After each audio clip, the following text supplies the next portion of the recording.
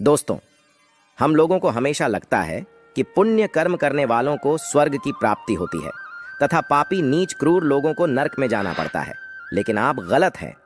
इस कथा के माध्यम से हम आपको बताएंगे कि स्वर्ग में जाने का असली हकदार कौन है और वह कौन से कर्म हैं जिससे आपके सारे कष्ट और पाप समाप्त हो जाते हैं।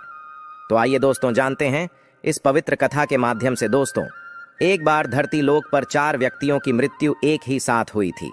वे सभी लोग विचारों में अलग अलग और अलग अलग प्रदेश के रहने वाले थे। केवल संयोग से ही उन चारों का अंत एक ही समय पर हो गया था। एक ही समय पर यम के दूत उन चारों को लेने के लिए आए थे।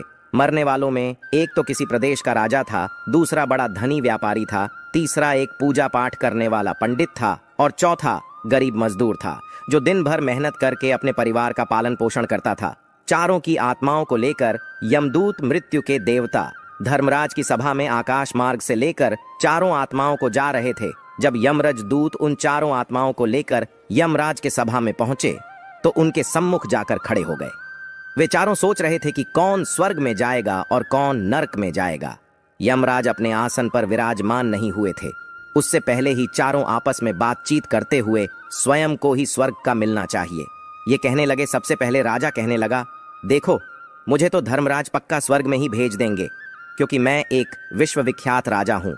मैंने अपने अनेक सद्कर्मों से धरती लोक पर अपना खूब नाम कमा आया है। चारों तरफ लोग मेरे अच्छे कर्मों की चर्चा करते हैं। कभी भी कोई मेरे द्वार से खाली हाथ नहीं गया। जो भी आया मैंने उसे इतना दिया कि वह जीवन भर मेरा नाम नहीं भूल पाया है। हर तरफ मेरे नाम का यशवगान हो रहा है। मेरे द्वारा लुटाए गए दान से लाखों लोगों को खाने को अन्न मिला और रहने को आसरा मिला। इसलिए मेरे कर्मों को देखते हुए धर्मराज मुझे पक्का ही स्वर्ग में भेजेंगे। दोस्तों, राजा की बात सुनकर वह धनी व्यापारी कहने लगा, हे भाई, मैंने तो पृथ्वी लोक रहकर खूब धन कमाया और उस धन से मैंने लाखों लोगों की सहायता की है। मैंने अपनी कमाई का 11वां हिस्सा सदैव दीन दुखियों की सहायता में उपयोग किया है। मेरे शुभ कर्मों को देखते हुए धर्मराज मुझे ही स्वर्ग में भेजेंगे और यह बात मैं पहले से ही जानता हूँ। व्यापारी की बात सुनते ही पंडित जी कहने लगे, अरे भाई, क्यों फिजूल की बातें कर रहे हो? स्वर्ग में जाना कोई आसान काम नहीं है। स्वर्ग में जाने के लिए दान के साथ साथ पूजा पाठ करना पड़ता है। इसलिए स्वर्ग में प्रस्थान तो मैं ही करूंगा, क्योंकि मैंने भगवान का खूब पूजा पाठ किया है। पूरा जीवन मेरा पूजा आराधना में बीता है। मेरे शुभ कर्मों के कारण मेरे लिए ही धर्मराज स्वर्ग का दरवाजा खोलेंगे। यह बात मैं अच्छी तरह से जानता हूँ। जब इस प्रकार तीनों ने अपनी अपनी बातें की और अपने अपने विचार रखे, फिर वह तीनों लोग उस चौथे व्यक्ति मजदूर की ओर की देखते हैं कि अब यह क्या कहता है।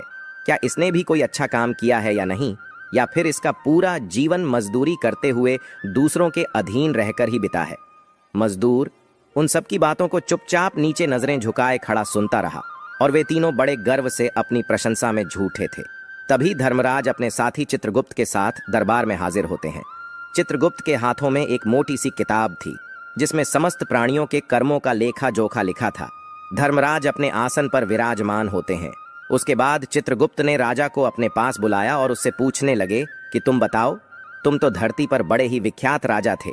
तुमने अपने जीवन में कौन कौन से शुभ कर्म किए हैं तथा कितने लोगों को दुख दिया है, कितने लोगों का भला किया है? मैं अपनी पुस्तक में देखकर यह फैसला करूंगा कि आप स्वर्ग में जाने के अधिकारी हैं या नहीं। तब बड़े गर्व के साथ राजा अपने कर्मों को बताता है। हे भगवान, मैं एक बहुत बड़े राज्य का स्वामी था। मेरा राज्य बड़ा ही समृद्ध और खुशहाल था।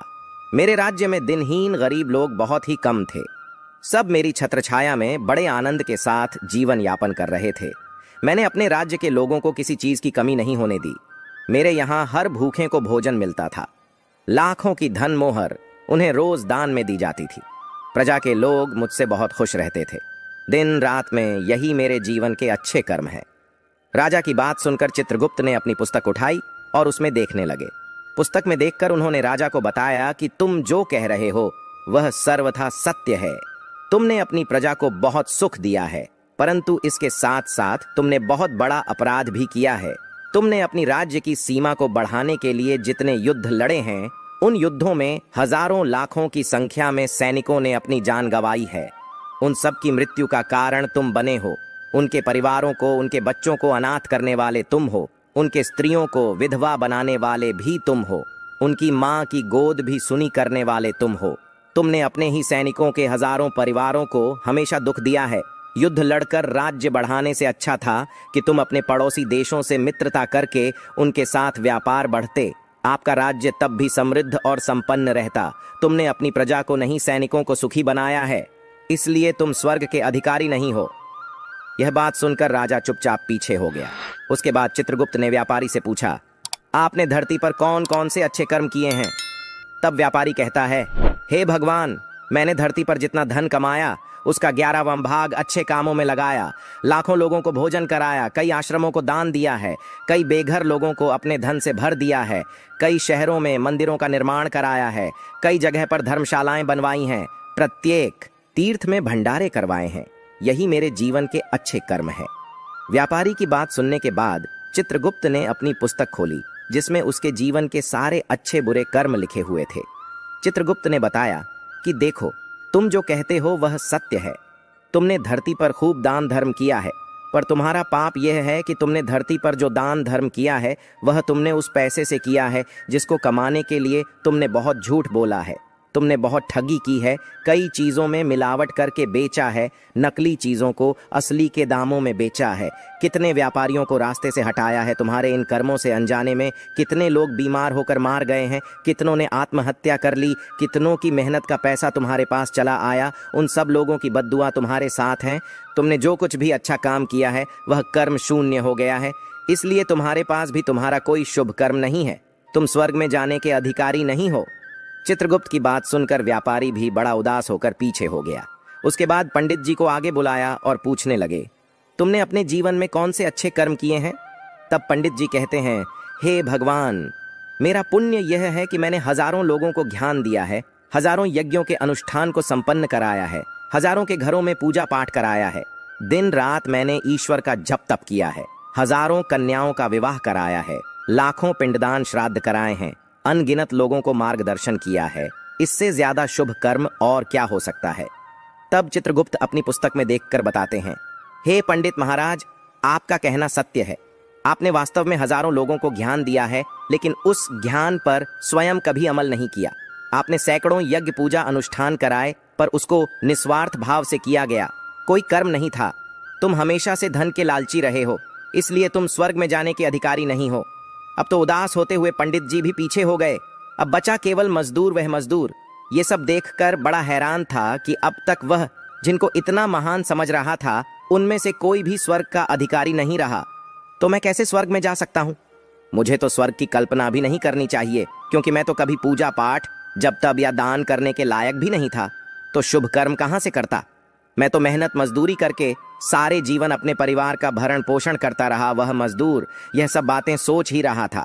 इतने में ही चित्रगुप्त ने उसे भी आवा लगा दी और उससे पूछा, किंतु वह मजदूर तो पहले से ही कहने लगा, भगवान, मैंने धरती पर एक गरीब के घर में जन्म लिया था।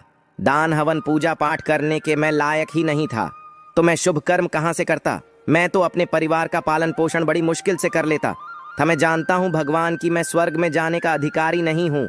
मैंने धरती पर भी नरक भोगा है और आगे भी नरक में ही जाने की हैसियत है। किंतु हे प्रभु, यहाँ पर भी मेरी एक इच्छा है। मैं स्वर्ग में तो नहीं जा पाऊंगा, लेकिन मैं एक बार स्वर्ग को अपनी आंखों को झपका कर देखना चाहता हूँ। इससे अधिक मेरी कोई इच्छा नहीं है, क्योंकि मैंने ऐसा कोई कर्म नहीं किया है जो कुछ देर के लिए ही मुझे स्वर्ग में पहुंचा दे। मजदूरी के बाद लोगों की सेवा के लिए मेरे पास समय नहीं बच पाता था। बचा हुआ समय मैं अपने बूढ़े माँ बाप की सेवा में लगा देता था।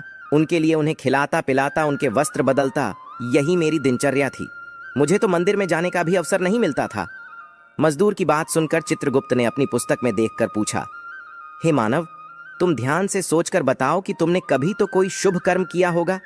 तब मजदूर अपने पूरे जीवन के घटनाक्रम को याद करता है। तब उसे याद आता है कि एक बार उसे बहुत तेज भूख लगी थी। वह रोटी खाने के लिए बैठा ही था, कितने में वहां एक बहुत ही कमजोर बीमार कुत्ता टहलता हुआ आ गया, जो ठीक से चल भी नहीं पाता था। वह आकर मेरे सामने बैठ गया और मेरी रोटी की ओर गौर से देखने लगा। मैं समझ गया कि वह कुत्ता बहुत भूखा है। मेरे अंदर से आवाज आई कि बेजुबान जानवर को छोड़कर तू अकेला कैसे खा सकता है? मैंने वह रोटी स्वयं ना खाकर उस कुत्ते को खिला दी। उस दिन मैंने पूरे दिन भूखे पेट रहकर ही काम किया था। मजदूर की बात सुनकर चित्रगुप्त मुस्कुराए और उसका हाथ पकड़कर बड़े सम्मान के साथ उसे स्वर्ग में लेकर गए और बोले, वास्तव में आप ही स्वर्ग में रहने के अधिकारी हो। प्राणी यों पर दया दिखाना ही सबसे बड़ा शुभ कर्म है। मनुष्य जो भी कम निस्वार्थ भाव से करता है, वास्तव में उसका ही उसे सबसे बड़ा पुण्य मिलता है। निस्वार्थ भाव से किया गया जन कल्याण के लिए एक छोटे से छोटा काम भी आपके सैकड़ों पापों को नष्ट कर देता है। लोगों से लालच, मोह और स्वार्थ के वशीभूत होकर किया गया शुभ कर्म भी फलदायी नहीं होता है। इसलिए ध्यान रहे, जीवन में अच्छे कर्म अच्छी भावना के साथ करना चाहिए। ऐसा नहीं होना चाहिए कि आपने किसी से धन छीनकर या चुराकर कर्म में लगा दिया हो तो वह धन आपको कभी नर्क किया हो और बाद में उसी धन को दान पुण्य में जाने से नहीं उभर सकता। दोस्तों, स्वर्ग में वही व्यक्ति जाता है जिसने निष्काम निस्वार्थ भाव से प्राणियों की सेवा की हो। भले ही उसने जीवन में एक पैसा भी दान ना किया हो, पर वह जिस लायक था अपनी सामर्थ्य के अनुसार उसने निस्वार्थ भाव से जो भी काम है वही उसकी मुक्ति का रास्ता तय करता है। तो आशा करते हैं आपको यह कथा अवश्य ही अच्छी लगी होगी। अगर दोस्तों कथा आप लोग को अच्छी लगी हो तो वीडियो के कमेंट बॉक्स में जय श्री हरि विष्णु लिखकर वीडियो को लाइक करके चैनल को सब्सक्राइब कर लीजिए। इससे हमारा वीडियो आप लोग को सबसे